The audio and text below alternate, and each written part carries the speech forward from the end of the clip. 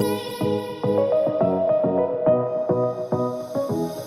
guys, welcome back to my channel. My name is Melissa Sledz and I am fired up. I get the privilege of speaking today with my great friend, Jackie Filgate. And we're actually in business together and have been for about a year and a half. And we brought her over from the fitness industry and she was killing at the gym, but she saw some value in what it was that we do and wanted to be an entrepreneur.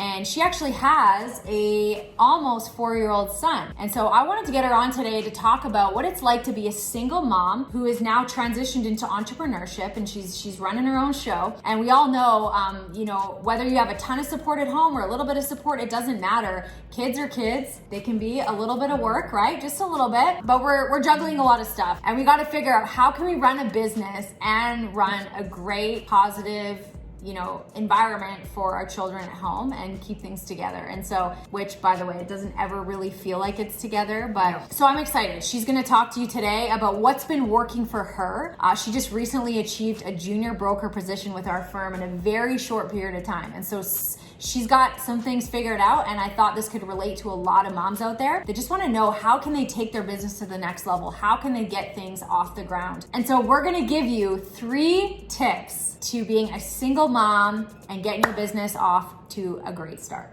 So Jackie, thank you for joining me. Thank you for having me. I'm excited. Okay, why don't you share with us, she narrowed down 3. So share with us your first one. Honestly, it was kind of hard to kind of just pick 3, but when coming onto the firm, a big thing for me was like structure, and I didn't really have a lot. In the fitness world, yeah, I competed and, I had times to work out and things like that, but it was just times to work out. It wasn't my entire day. With that, I worked really hard, and the number one thing that I find that's, even helped me with my relationship with my son is time management. Mm-hmm. When I first started in the firm, it was more of, I'd go in, sit down, do appointments, come home, try to get everything done at home. And I just felt like I was so exhausted. And it started taking a toll on me. So when even sitting down with yourself, tons of other people that are in our company, they literally taught us how time management can actually change the way your whole day runs. So I took that huge. So scheduling was a big thing. I never really thought about scheduling timing with my son, but that changed everything. I had a schedule off from 4 p.m. to 8 p.m. And in that time, we play, we have downtime, then it's dinner, bath, story, and bedtime. So I even have that scheduled into my time because I know exactly when he has to have a bath, and it just makes the day flow so much nicer. And then I don't feel exhausted at the end of the day because I wasn't running around with my head cut off being oh my God, he has to be in bed at this time. It just makes everything flow. Yeah, and I think, and what we were chatting about before is when you schedule in your calendar, it really creates that quality time and not just this quantity time. And I don't know if anyone can relate watching, but quite often if I don't have things scheduled and I'm kind of running my business and trying to be a mom and on my phone and all this stuff, it just I never really feel fulfilled in my time with my children because I'm distracted. And so I love that. That's literally, I was also told, and this has stuck with me for years, is white space in your calendar is the devil. Yes. White space in your calendar is the devil. It sounds extreme, but it's true.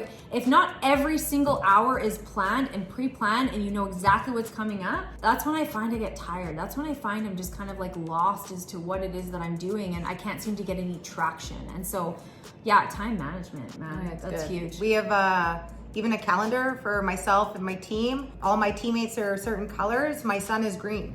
My son has his own color because it's blocked off and everybody knows it's his time. And my team's super respectful with that too because they know I don't have my phone. My phone is the one thing that I do put down when I don't, because it's so true. That quality time with them at that age, it's just so important. And I was telling Melissa too, on Friday nights, we have a date night. So I don't talk to anybody on Friday nights. It's just me, him. We'll have a Netflix movie and some popcorn, and it's just our night together. And it just makes it so much better, and I love it too, because my little date. And that's, I mean, that's like any relationship, right? If you Yeah. schedule it in, you know it's coming up, you have something to look forward to.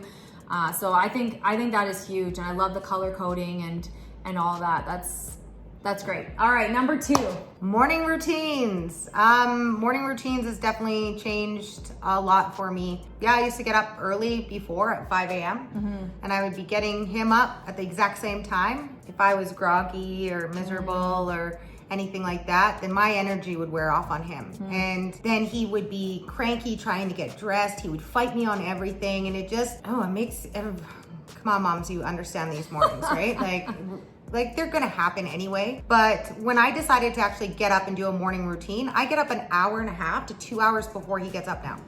So I have my coffee. So smart. I relax, do my meditation, do my goals, read my book, and I kind of just get myself and my mindset ready for the day and ready for him. Yeah. Right. So that's a big thing, because it's also taught me so much more patience. And when he gets up and he wants to fight me, we don't fight. I literally am very calm and relaxed with him. And then he calms down and he gets dressed on his own, things like that. So it does. Energy is super, super important with that. And it's just like, and I get it. I hear from like moms all the time, you know, like that you don't have time to like do these little things for yourself, but we do. We're tired too. But if you do, like even waking up an hour before your kids get up, it's a game changer. It is a game changer. Absolutely a game changer. And you know what? There's times that I don't want to get up, but I still do, because I got goals and I got dreams and I know where I'm going. And I think even if you are an employee watching this, you don't have to be an entrepreneur to understand that waking up before your children get up, getting, you know, there's mornings where when I'm like so efficient, where I've done everything, I've made lunches, I literally have knocked it out of the park. The kids aren't even awake yet. Like, how great do we feel when that happens? And I was told by a great friend, you know, you got to act like a superhero and you got to put on that cape. And if you wake up early and you get your meditation and you write your goals out and you read your goals and you're, you know, put yourself in that state, you literally, it's like you got a bulletproof vest going on, and your kids wake up, and we've all had this where kids start, you know, shots are being fired, right? They're cranky, they want this, they want that, and you're just like, ah. But on the mornings where I've really dedicated it to myself, literally nothing could get me down. And like you say, you're just more patient, you're more calm, you're more understanding. You can kind of work through things. If you're rushing, we all know when we're rushing, I'm not a good person. When I'm rushing, I'm not kind, and I'm just like, let's go, let's get out the door. And it's just not fair. And so I love that morning routine. And it's funny because everything you said, I just did a video on morning routine, what I do, and it's everything the same. Yeah. And I was just thinking as you were talking, I'm like, I've never read a book in over a decade. I don't know, tell me if you have, where an entrepreneur, a successful person in business, or maybe even a high-paid employee came on and said, you know what? I wake up late. I don't believe in meditation. I don't read my goals, right? Like every book is like, you got to get up early. You got to be effective. You got it, right? And so this isn't new, but it's just like, as a mom, I think we convince ourselves that we're kind of in a different role, or we don't really need to do that, or we don't, you know, and it's like pretty important. Yeah. And I remember when I first started too, and my big thing was I made excuses up all the time. It's like, come on, I'm a single mom. I don't have a spouse to help me out with certain things. Yeah. And then it wasn't even that. If I just got up an hour early, imagine what you can do in an hour with just yourself. It's crazy. So you don't need that spouse to be there for you to succeed in what you want and where you're going in life too. So that's one thing that I'm really big with. And then kind of setting into like number 3 is goal setting too. These all kind of tie in together, as you can kind of tell, because it just makes sense.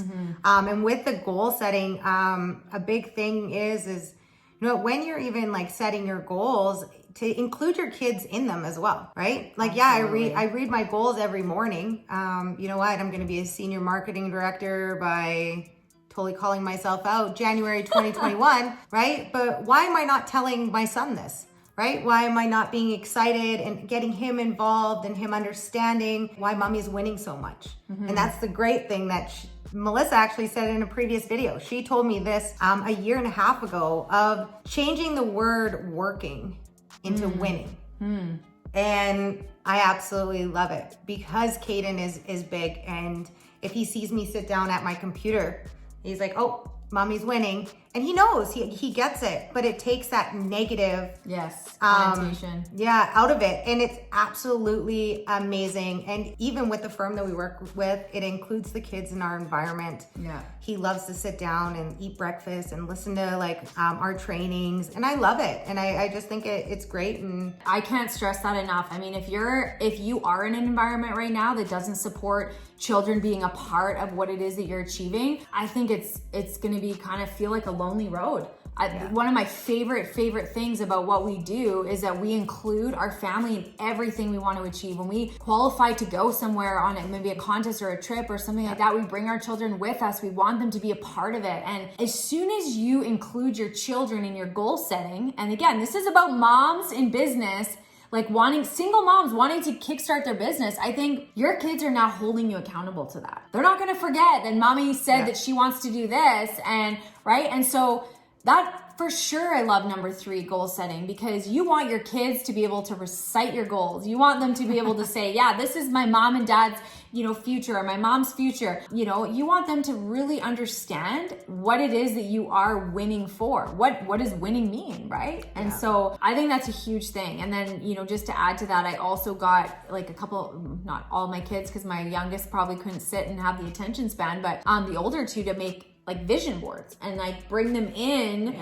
as to how does my goal, revolve. So when we hit this, income milestone, let's say, how does that participate with what they want? And we just kind of, work together on that. So I love that. Number 3, I think that's going to really help people get off to a good start. I love the fact that like your content's amazing and you've brought in your kids into it too, and doing videos with them. And obviously we work in the financial industry, and, even teaching my son at such a young age that when he gets money for Christmas or his birthday, anything like that, we have a save jar and we have a spend jar, because like I'm learning all of this at the wonderful, a year ago, so 34, and he's 4, right? So we start him off young, but it's great, and it's just a positive environment that I love bringing him here and the kids playing together, and it's just absolutely phenomenal. So there you have it. Those are the 3 tips, you guys, and I think I'd probably venture to say you've probably heard these things before,